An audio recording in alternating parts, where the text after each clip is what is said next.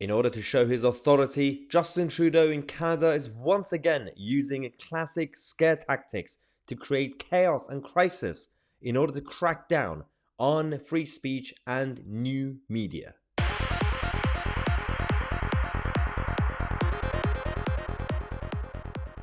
Isn't it interesting when politicians and governments are in trouble, somehow, out of nowhere, some crisis comes up?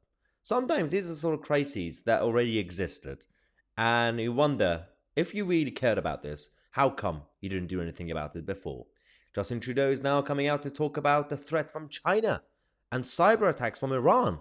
The same Justin Trudeau that invited the Iranian regime to flee to Canada in case the revolution happens now. Until we put so much pressure on him, he had to make a U-turn. The man is a friend of tyrants. Now he's saying there is a problem. We need to crack down on fake news and disinformation. So he's now announced an investment of over $5 million, Canadian dollars, to combat disinformation. And he's using the CCP as a scapegoat. Now we know that of course the CCP have been doing this in all our countries every single day. None of you did anything about it all those years ago. Now you're talking about the threat from China, but you're using it to crack down on independent new media. And finally, today I can announce that we're investing $5.5 million to build capacity of civil society organizations to combat disinformation.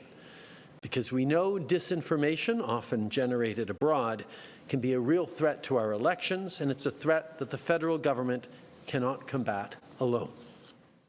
Again, we all agree that this happens. We all agree that there are threats, especially when it comes to CCP, the Iranian regime, and all the others.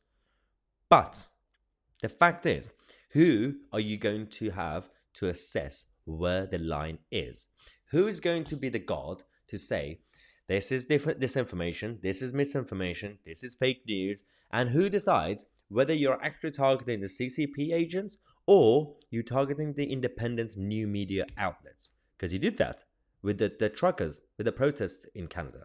You basically said any independent media in Canada supporting the protesters are acting on behalf of the foreign forces. You did the same thing then. Who's going to stop you from doing it again? But also, it mentioned the same thing when it comes to the threat to democracy and combating obviously the enemies from outside. Again, we know the influence of the Chinese Communist states here and in Canada and in America. But you guys have been working closely with the Chinese. Suddenly, you are worried about democracy. In the last couple of weeks, Canadians have been hearing and reading a lot about the issue of attempted foreign interference, particularly from China, in our elections. The last few weeks, Canadians have been hearing a lot about the threat of China in elections. Interesting, right? Only in the last few weeks, you've told the media to talk about it. Not before, now. There have been questions raised about our democracy, our national security agencies, our parliament, and even our sovereignty. These questions strike us to the very core as Canadians. Les Canadiens portent attention à ces questions parce qu'ils savent que protéger notre démocratie, c'est extrêmement important. We all agree that upholding confidence in our democratic process, in our elections, in our institutions, is of utmost importance. This is the man who stopped democratic protests in Canada, the man who banned protests in Canada, the man who started calling his own people names just because they disagreed with him and his policies. Now he's become the beacon of hope and democracy? Are you absolutely kidding me, Justin? This is so weird. Your father, Fidel Castro, will be ashamed. This is some sort of slander now. I'm going to get into trouble. But it did look like him.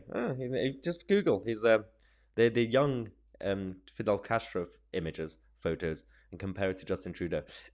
Something happened. Anyway, let me know what you think on Mahyar, Tousi, and we are the media for now.